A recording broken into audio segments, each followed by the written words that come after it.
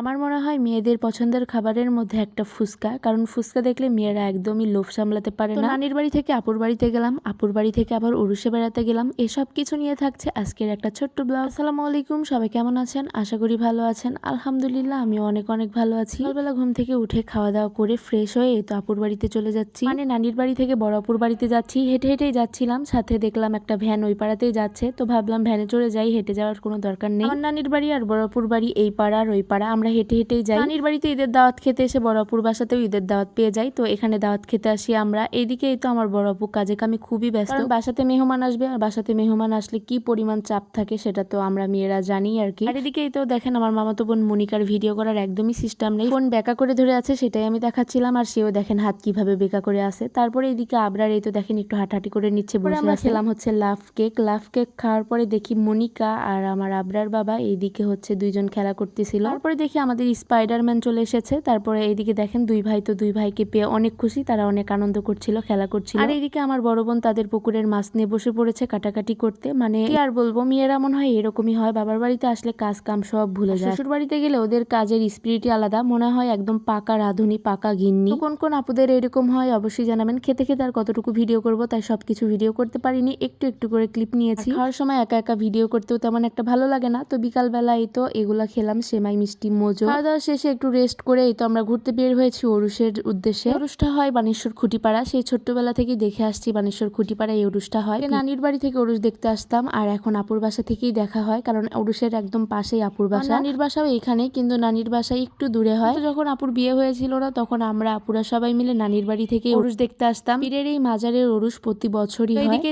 ভিতরে দোকানপাট বসেছে, এখানে আসতে না আসতে আবরার আর আবরারের মনি খেলনা দেখতে শুরু করে দিয়েছে। আমার বড় আপু রুলি আপু এবং সুমন ভাইয়াকেও আসতে বলে, মানে তাদেরকে দাওয়াত দেয় আর কি, দুপুরের দাওয়াত দেয়, কিন্তু তারা এই তো সন্ধ্যাবেলায় চলে এসেছে ওরুসের মাঠে। ওরুসের মাঠে এসে হঠাৎ করেই তাদের সাথে দেখা। এদিকে বাচ্চা কাচ্চার জন্য একটা একটা করে খেলনাপাতি কিনে নিচ্ছিলাম। সুন্দর সুন্দর জিনিস আমাদের চোখে পড়ে না, কিন্তু বড় আপুর চোখে শুধু সুন্দর সুন্দর জিনিসগুলো পড়ে। এদিকে আপুর এই গোলাপি কালার টোলটা অনেক পছন্দ হয়, কিন্তু টোলটা আরিফেলের ছিল না, কিন্তু দেখতে অনেক কিউট ছিল, যে কারণে আর কি একটা আমি নিয়ে নিই। তারপরে একটু পর আবরারের বাবাও আসে ওরুসের মাঠে, এতক্ষণ আবরারের বাবাও ছিল না, বাসাতে ছিল, ও এসেছে। তারপরে তো আমার দোলা ভাই এদিকে বলতেছে কি খাবে কি খাবে, তারপরে আমরা ভাবলাম কি খাবো, তারপরে ভেবে দেখি যে ফুচকা খাওয়া যায়, কারণ আমাদের মেয়েদের তো ফুচকাই সব থেকে বেশি প্রিয় একটা খাবার। তারপরে সবাই মিলে গপাগপ ফুচকা খেলাম, সত্যি ফুচকাটা এত মজার ছিল। এইদিকে ফুচকা খাওয়াবে আমার দোলা ভাই, কিন্তু অবশেষে বিল দিয়ে দিল আমাদের সালাম ভাই, মানে আমাদেরই এক বড় ভাই। তো এইদিকেই তো আমি আর আমার বোন কি কি বক বক করছিলাম। তারপরে সুমন ভাই বলে ভাবি আমি আপনাদেরকে চিংড়ি চপ খাওয়াই, এটা শুনে তো আমি মহা খুশি, কারণ চিংড়ি চপ আমার অনেক প্রিয়। এখানে দেখি চিকেনের কি জানি বানিয়ে রেখেছে, এগুলাতে চিকেনের চও নাই আমার মনে হয় আর কি, হাড্ডি দিয়ে কি জানি বানিয়ে রেখেছে, এগুলা খাওয়া একদমই অস্বাস্থ্যকর। তো এরকম দোকানপাট দেখে কি